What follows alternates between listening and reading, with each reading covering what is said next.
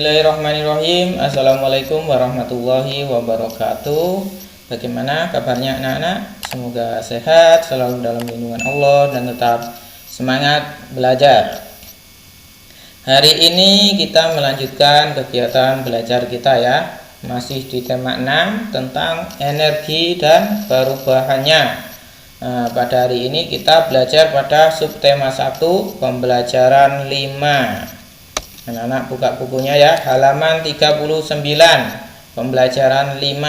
Di sini ada ayo mencoba. Nah, ini ada bacaan ya. Kita baca dulu, kita pahami, anak-anak simak dengan baik-baik agar nanti kita paham materi pembelajaran yang akan kita pelajari.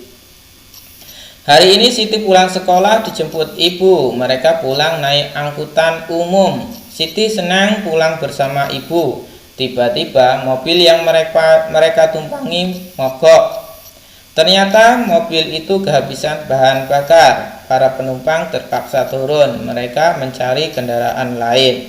Begitu pula dengan Siti dan ibunya. Setelah naik kendaraan lain, Siti dan ibunya asik bercakap-cakap. Nah, kira-kira Siti dan ibunya bercakap-cakap tentang apa ya? Nah, kita baca dulu ini percakapan antara Siti dengan ibunya.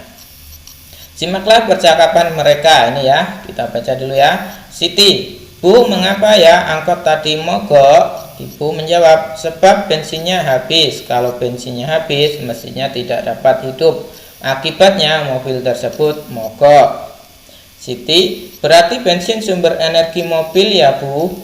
Ibu, benar nak, bensin adalah salah satu jenis bahan bakar minyak untuk kendaraan. Siti, bahan bakar minyak terbuat dari apa, Bu? Ibu, bahan bakar minyak BBM ya, bahan bakar minyak disingkat BBM, berasal dari fosil hewan. Fosil hewan adalah hewan yang mati dan tertimbun di dalam tanah jutaan tahun yang lalu. Siti, berarti sulit ya Bu memperoleh BBM itu? Ibu, iya nak, butuh waktu yang sangat lama. Siti, apakah BBM hanya untuk menghidupkan kendaraan, Bu? Ibu, oh tidak, BBM itu bukan hanya untuk kendaraan. BBM juga dapat digunakan di dapur untuk menyalakan kompor, di pabrik untuk menghidupkan mesin-mesin pabrik. Jadi di mana saja BBM banyak digunakan. Siti, lama-kelamaan dapat habis ya Bu? Ibu, betul nak. Oleh karena itu kita harus menghemat penggunaan BBM atau bahan bakar minyak. Mengapa? Karena cadangan BBM di bumi makin sedikit. Siti, oh begitu ya Bu? Ibu, iya nak. Wah, kita sudah sampai, ayo siap-siap turun. Siti, oh iya Bu. Nah itu ya, itu percakapan Siti dan ibu membahas tentang apa? Tentang bahan bakar minyak ya, dan pembuatan atau asal dari pembuatan bahan bakar minyak itu berasal dari fosil hewan ya, fosil hewan yang sudah mati dan tertimbun dalam tanah dalam jutaan tahun yang lalu akan dapat diolah menjadi bahan bakar minyak. Nah, seperti bahan bakarnya kendaraan ya, bensin, pertamax, pertalite itu ya, dan juga bisa digunakan sebagai apa tadi? Untuk menyalakan kompor ya, bahan pengguna bahan dasar dalam menyalakan kompor. Kita lanjutkan. Kalian telah membaca percakapan di atas, sekarang kerjakan tugas-tugas berikut. Nah, untuk mengerjakan tugas ini anak-anak harus paham dulu bacaan yang tadi ya, bacaan dan percakapan Siti dan ibunya. Nah, nanti kalau anak-anak belum paham dibaca lagi dan dipahami ya.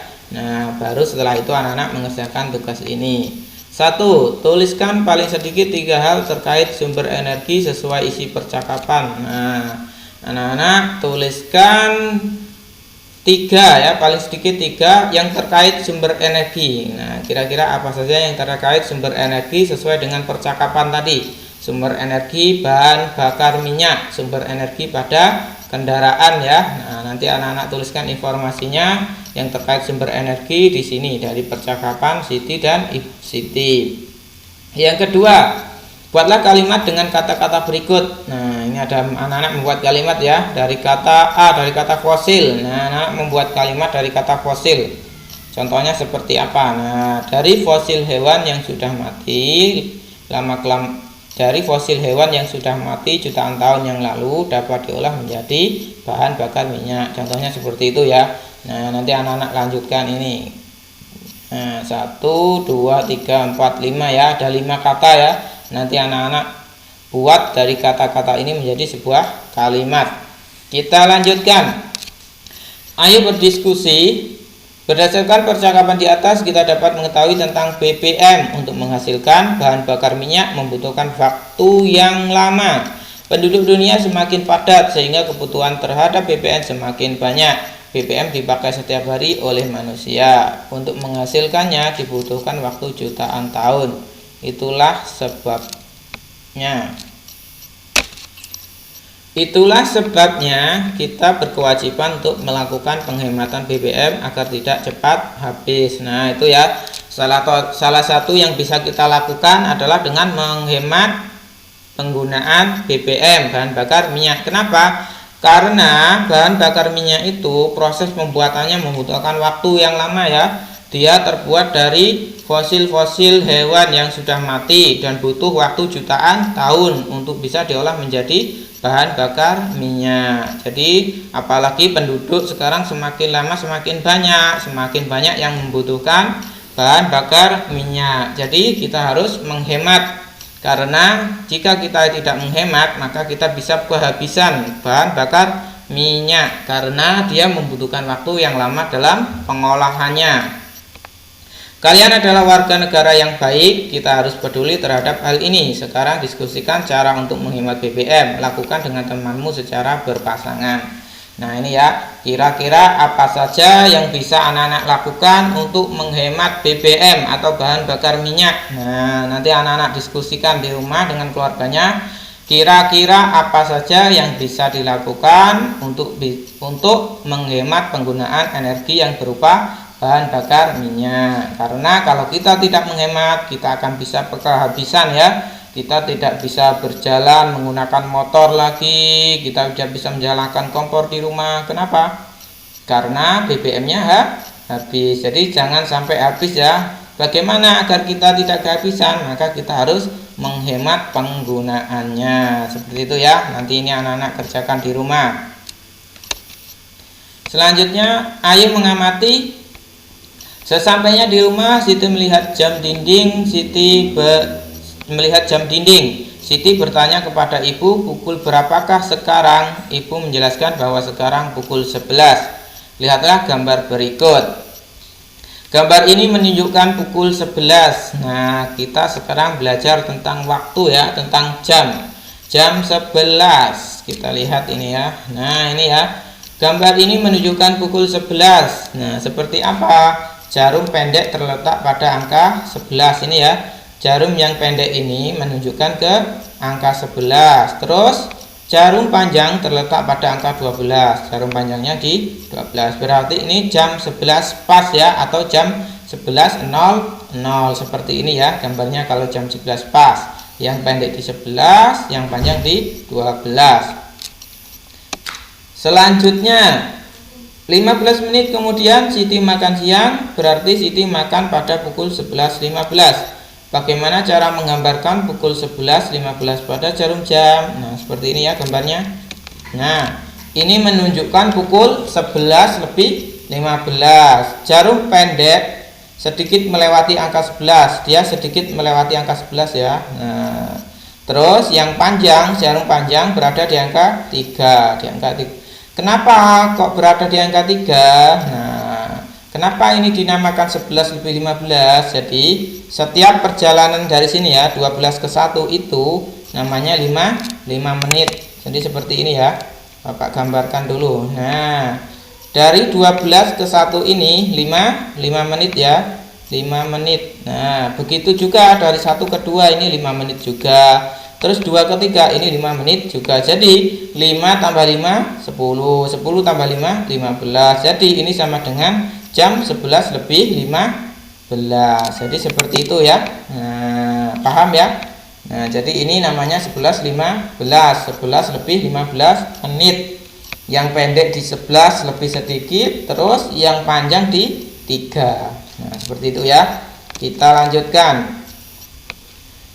15 menit kemudian Siti telah selesai makan. Jarum jam dinding di rumahnya menunjukkan pukul 11.30. 11.30 seperti ini ya. Atau setengah 12, jam 11.30. Jarum pendek terletak di antara angka 11 dan 12. Di yang pendek di antara ini ya, 11 dan 12. Jarum panjang terletak pada angka 6. Angka 6 di sini ya. Kenapa ini dinamakan 11.30? Sama dengan ini yang ini tadi dia ya. Jadi setiap perpindahannya, Bapak tuliskan dulu ya. Perpindahannya ini 5 menit ya. 12 ke sini 5 menit, 5 tambah 5 sini 10 ya. Ke sini 15, terus ke sini lagi 20, ke sini 25, terus ke sini 30. Jadi ini 11 lebih 30 atau 11.30 menit. Seperti itu ya. Terus kita lanjutkan. Ini ada tugas untuk anak-anak ya. Nanti anak-anak praktekkan di rumah ini ya. Anak-anak gambar. Perhatikan gambar-gambar berikut ini, tentukan letak jarum jam untuk waktu-waktu berikut. Nah, anak-anak meletakkan jarum jamnya ya. Kalau ini pukul 7 berarti di mana? Yang pendek di 7, yang panjang di 12 karena ini 7.00 seperti itu ya. Kalau 7.20 berarti di pendeknya 7 lebih dikit ya. Terus panjangnya di angka berapa? Angka 4. 20 kan ya. 5, 10, 15, 20. Seperti itu ya. Paham ya? Nah, nanti anak-anak coba di rumah ini dikerjakan. Nah, anak-anak pahami dulu yang tadi Bapak jelaskan. Nah, ini anak banyak jam ya yang belum ada jarum jamnya. Nanti anak-anak isi, ini ada pukul 3.45, pukul 10 lebih 10. Nah, nanti anak-anak coba di rumah ya, berlatih meletakkan jarum jamnya ya. Kalian harus mengetahui bahwa dalam satu hari ada 24 jam. Nah, dalam satu hari ya, satu hari semalam kita ini ada 24 jam. Pukul 00 sampai pukul 12 dimulai dari tengah malam sampai tengah hari. Setelah pukul 12 siang adalah pukul 13.